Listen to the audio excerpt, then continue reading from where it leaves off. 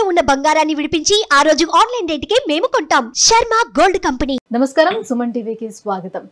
November మాసం నవగ్రహాల సంచారం ఎలా ఉంది, ఏ రాశుల వారికి ఏ గ్రహాలు అనుకూలంగా ఉన్నాయి, ఎటువంటి ఫలితాలను ఇస్తున్నాయి, ఈ విషయాలను తెలియజేసేందుకు మనతో పాటు ఉన్నారు ప్రముఖ జ్యోతిష్య శాస్త్ర వాస్తు వేదిక నిపుణురాలు, దేవి ఉపాసకురాలు అయినటువంటి శ్రీమతి జయప్రద గారు మనతో పాటు ఉన్నారు. అమ్మ నమస్కారం. నమస్తే అమ్మ, శ్రీమాత్రే నమః. అమ్మ, ద్వాదశ రాశుల గురించి తెలుసుకునే ముందు మొదటగా అసలు ఏ రాశుల్లో ఏ గ్రహాలు ఉన్నాయి, ఎటువంటి ఫలితాన్ని అందిస్తున్నాయో తెలియజేయండి. సో ద్వాదశ రాశి ఫలాల్లో ఈ మాసం కాస్త అందరికీ అనుకూలంగా ఉంది అన్నట్టు అనుకోవాలి తప్ప కాస్త ప్రతికూలంగా కనిపిస్తాయి అన్ని రాశులకి. అయితే గోచారంలో మనం చూసుకున్నట్టయితే వృషభ రాశిలో గురువు. సో గురువు వృషభ రాశిలో ఉన్న వక్రించి ఉన్నాడు ఆయన, అంటే వక్రగతితో మళ్ళీ తిరుగుమంగా ఉన్నాడు ఆయన. అందువల్ల వృషభ రాశిలో గురువు, కర్కాటక రాశిలో కుజుడు, కన్యా రాశిలో కేతువు, తులారాశిలో రవి. రవి అక్కడ తులారాశిలో ఉండడం ఏంటంటే కొంచెం బలహీనంగా అని చెప్తారు, అంటే నీచ స్థితి అని చెప్తారు. కాకపోతే ఏంటంటే దాన్ని నీచ స్థితి అనకుండా బలహీన అని చెప్పి చెప్తున్నాం. వృశ్చిక రాశిలో బుధుడు, శుక్రుడు, కుంభరాశిలో శని భగవాన్ వక్రగతితో ఉన్నాడు. ఈ విధంగా మన గోచారంలో ఉన్న గ్రహాలు, నవగ్రహాలన్నీ ఈ విధంగా ఉన్నాయి. సో ఈ విధంగా ఉండడం వల్ల ఏంటి అంటే కాస్త కొన్ని రాశులకి కాస్త ప్రతికూలంగా కనిపిస్తుంది, కొన్ని రాశులకి అనుకూలంగా ఉంది.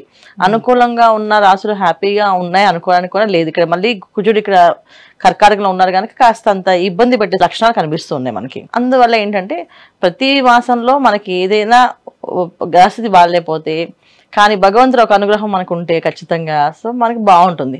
సో ఈ మాసంలో ఏంటంటే కార్తీక మాసం ప్రారంభం. సో చక్కగా నవంబర్ మాసంలో ఎవరికి ఏది బాగున్నా బాగాలేకపోయినా ఈ కార్తీక మాసంలో చక్కగా వీళ్ళు శివాలయానికి వెళ్ళడం, దీపారాధన చేయడం, ఎంత కొంత కాస్తంత దానం ధర్మం ఏదో ఒకటి చేస్తూ ఉంటే ఖచ్చితంగా మంచి ఫలితాలు, సత్ఫలితాలు వచ్చే అవకాశం ఎక్కువగా ఉంటుంది. కానీ భగవంతుడు నామస్మరణ చేసుకుంటూ మంచి ఫలితాలు అందుకునే అవకాశం ఎక్కువగా ఉంటుంది.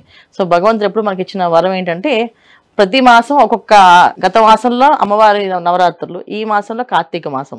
చక్కగా ఈ కార్తీక మాసాన్ని వినియోగించుకొని ఎవరికి బాగాలేదో వాళ్ళు చక్కగా దైవారాధన చేసుకుంటూ దైవనామస్మరణ చేసుకుంటూ వెళ్తే అన్ని అనుకూలంగా మారుతాయి.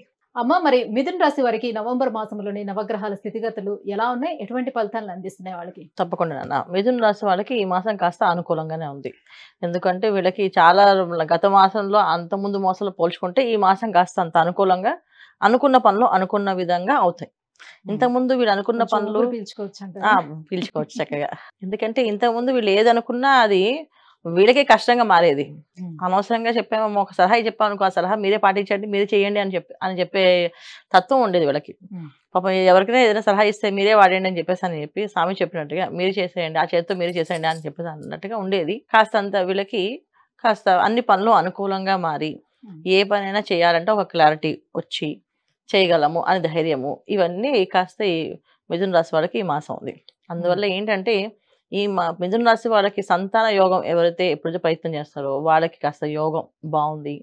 సంతానానికి మంచి యోగం ఉంది మిథున రాశి వాళ్ళకి. అంటే వాళ్ళ పిల్లల కోసం వీసా కోసం కానీ, విదేశీ చదువుల్లో చదివించాలని కానీ, అక్కడ యూనివర్సిటీ కోసం సీట్స్ కోసం ప్రారంభం చేయడానికి ప్లాన్ చేసే వాళ్ళకి కానీ, పిల్లలు వివాహం ప్రయత్నాలు చేసే వాళ్ళకి కానీ వాళ్ళ కాస్త అన్ని పనులు అనుకూలంగా అవుతున్నాయి.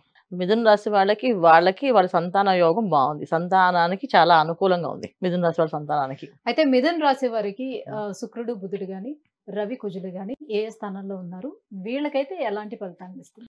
రవి వీళ్ళకి అనుకూలమైన ఫలితాలు ఇవ్వడానికి పంచమ స్థానంలో నీచ స్థితిలో ఉన్నారు. అందువల్ల అనుకూలంగా లేదు. అందుకే కాస్తంత ఇబ్బంది పెట్టే అవకాశమే ఉంది. కాకపోతే ఏంటి అంటే వీళ్ళకంటే వీళ్ళ సంతాన ఏవైతే ప్రయత్నాలు చేస్తున్నారో దానికి కాస్త అంత అనుకూలంగా ఉంది. ఎందుకు అంటే మిథున రాశికి అధిపతి అయిన బుధుడు వృశ్చిక రాశిలో ఉన్నాడు. సో శుక్రుడితో కలిసి ఉన్నారు. కాస్త శుక్రుడితో కలిసి ఉండడం ఎప్పుడు దాకా నవంబర్ 7 వరకు.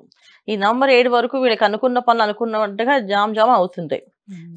కాస్తంత మళ్ళీ కాస్త తగ్గుముఖం పడతాయి. పట్టిన మొత్తానికి వీళ్ళు సాధించుకోగలుగుతారు. ఎందుకంటే ద్వితీయంలో కుజుడు వీళ్ళకి. ద్వితీయంలో కుజుడు ఉండడం ఏంటంటే కాస్త పట్టుదల ఎక్కువగా ఉంటుంది.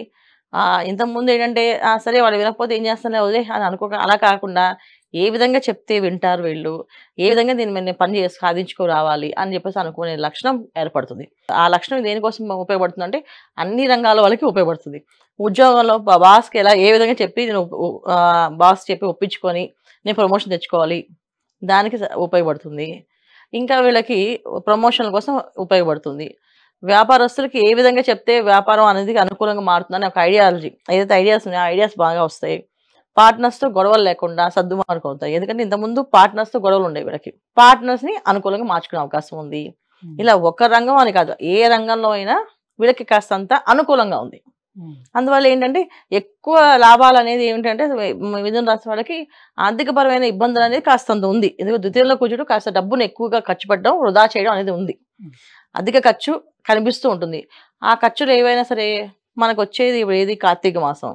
ఆ అధిక ఖర్చు ఏదైనా పడితే అది తీర్థయాత్రకు వెళ్ళడానికో, లేదా ఏదైనా అన్నదానం చేయడానికో, ఏదైనా కార్యక్రమం చేయడానికో, ఇంట్లో రుద్రాభిషేకం చేయించుకోవడానికో, చండీ హోమం చేయించుకోవడానికి ప్రయత్నం చేస్తే ఉపయోగించాలి. ఉపయోగించడం వల్ల ఏంటంటే ఆ అయ్యే ఖర్చు ఈ విధంగా అవుతుంది కనుక అది పుణ్యం కింద మారుతుంది, కాస్త లాభంలోకి వెళ్తుంది. ఈ విధంగా చేసుకోవాలన్న మిథున రాశి వాళ్ళు. ఎటువంటి పరిహారాన్ని పాటించాలి వీళ్ళు? కార్తీక మాసం చక్కగా వీళ్ళు దీపారాధన చేయడం, శివనామ స్తోత్రాన్ని పారాయణ చేయడం. ఎందుకంటే వీళ్ళకి వెయ్య గురువు వృషభంలో ఉన్న ఆయన మారికి లాభస్థానంలో ఇస్తారని అనుకుంటా, అలాగే ఏమి ఉండదు. వీళ్ళకి కాస్తంత ఇబ్బంది పెట్టేది గురుబలం తక్కువగా ఉన్నట్టే. అందుకని వీళ్ళకి చక్కగా కార్తీక మాసంలో చక్కగా శివారాధన చేయడం, శివుడికి అభిషేకం చేయించడం, ప్రతి సోమవారం శివాలయానికి వెళ్ళడం, ప్రదక్షిణాలు చేయడం వల్ల ప్రశాంతమైన వాతావరణం అనుకున్న పనులు అనుకుని సాధిస్తారు.